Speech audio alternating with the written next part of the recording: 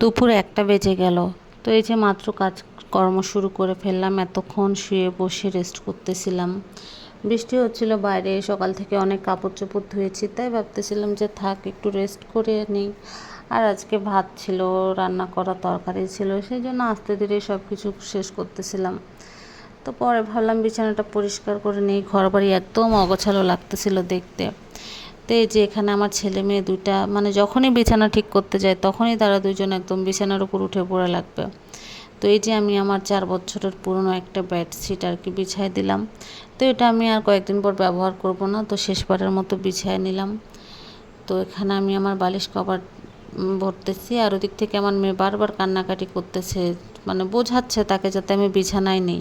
এদিকে আমার বিছানা গুছগাছও শেষ হচ্ছে না। তো যাই হোক, দেখো বিছানাটা গুছায় কী লাভ হলো, তারা বিছানায় আসে এমন উল্টাপাল্টা করলো, মানে গুছায় কোনো লাভই হলো না।